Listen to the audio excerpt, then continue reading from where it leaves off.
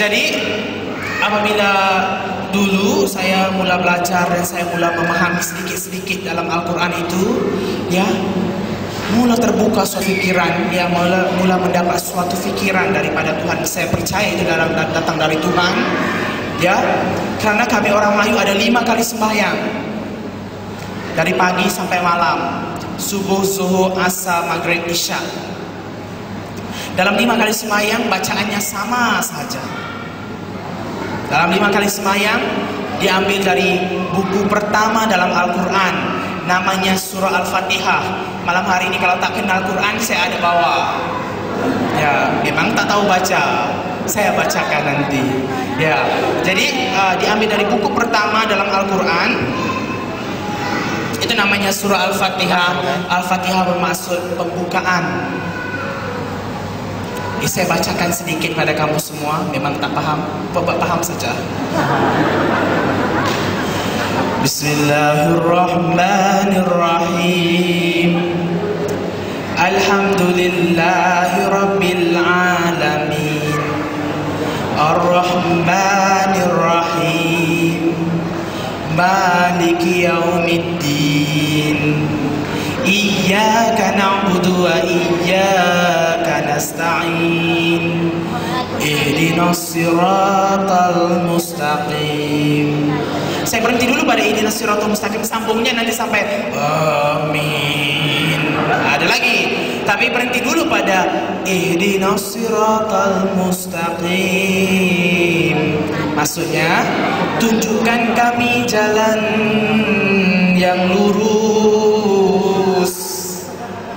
Tunjukkan kami jalan yang lurus. Jadi terbuka di pikiran saya itu waktu membaca ihdinas siratal mustaqim. Ya, kalau Nabi Muhammad 1400 tahun yang lalu membacakan ayat yang sama, samalah keadaannya macam saya sekarang. Saya base saya di Pontianak, saya seorang missionary, di base saya di Pontianak. Saya mau datang ke Pasar Kucing. Waktu saya mau datang ke pasar, saya tak tahu jalannya. Jadi saya bertemu dengan satu orang. Saya katakan, Pak Cik, bolehkah tunjukkan saya jalan ke Pasar Kucing? Berarti saya belum tahu jalan ke Kucing. Amin. Jadi terbuka di pikiran saya apa? Kalau Nabi Muhammad 1400 tahun yang lalu membacakan tunjukkan kami jalan yang lurus, berarti dia belum tahu jalan yang lurusnya.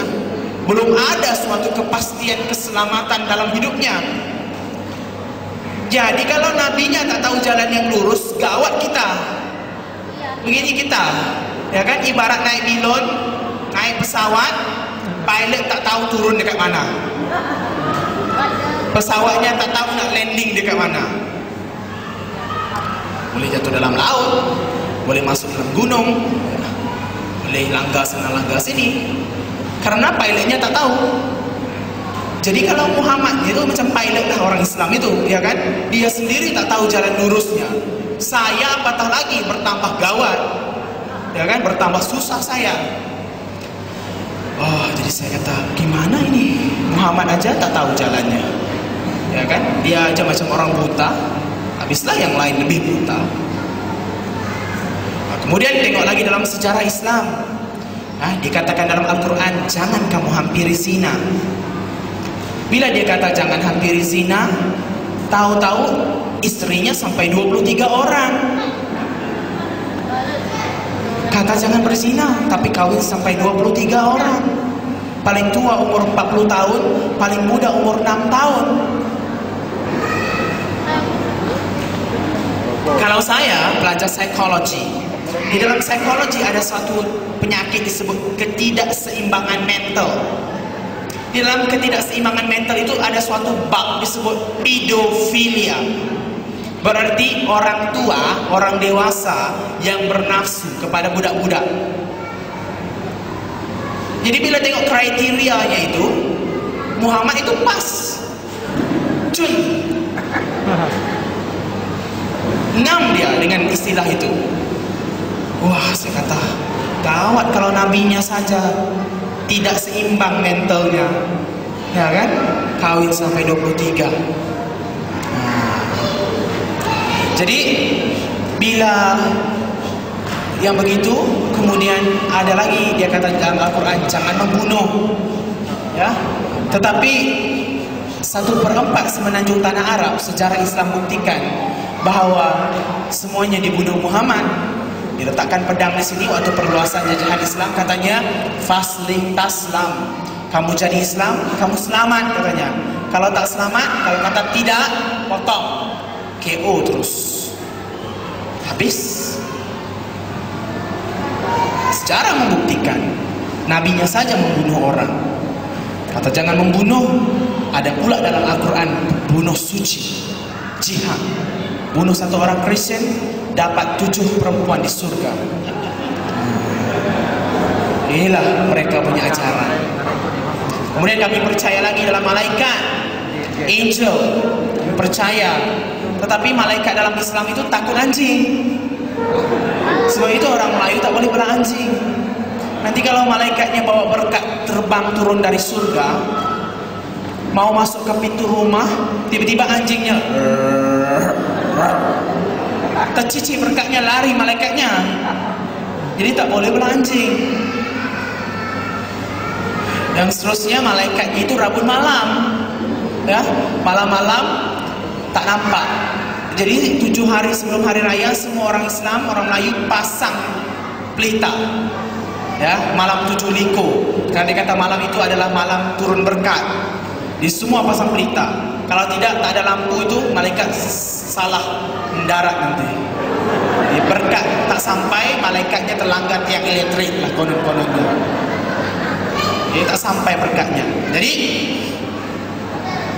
banyak sangat yang pelik-pelik, yang aneh-aneh, ya, yang bodoh-bodoh, ya, yang diajar oleh orang-orang itu.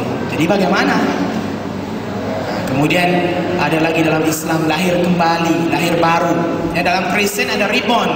Apabila kita percaya kepada Yesus, maka hidup kita dijadikan ciptaan yang baru, lahir kembali kita.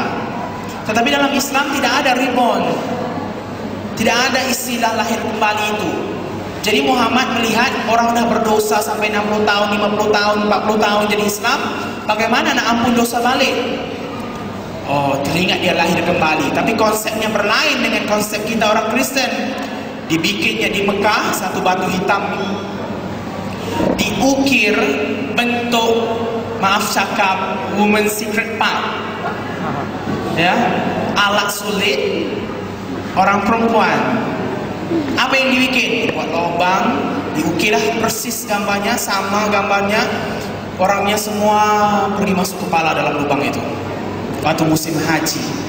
Jadi bila masuk kepala, keluar dari kepala itu, keluar dari lubang batu hitam itu disebut hajar aswad. Batu itu hajar itu batu, aswad itu hitam, keluar. Dan imam pun pegang kepala, katanya kau sudah tahir, kau sudah suci, dosamu diampun. Cukup kepala. Karena dia kata setiap bayi yang lahir tak ada rambut. Jadi sebab itu orang Melayu balik Mekah semua kepalanya botak. Lepas sudahlah botak, kamu tanya lagi, apa yang kamu tengok di Mekah? Ya diam saja, tak boleh cakap. Kamu orang kafir, saya orang Islam. Padahal dia pun malu juga kan cakap, ya kan?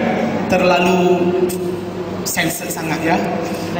Jadi inilah semua yang diajar Islam. Ada lagi cara melontar di Mekah. Menurut Islam di atas itu surga, di bawah itu neraka. Jadi ada tiang-tiang disebut jamrah, ya, ada 3 tiang jamrah itu digambarkan dengan setan. Maka mereka kelontar batu ke tiang itu. Maka dia katakan semua batu itu akan jatuh terus ke neraka. Padahal apa yang Arab Saudi buat?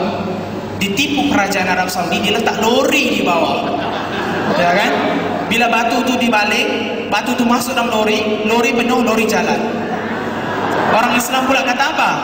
Semua batu kami sudah masuk ke dalam neraka, sebab itulah tak bertimbun batunya, katanya. Padahal semua sudah ditipu. Nah inilah, ya, taktik politik, penipuan, ajaran-ajaran yang pelik-pelik dalam Islam. Kemudian Islam lagi percaya kepada jin sampai satu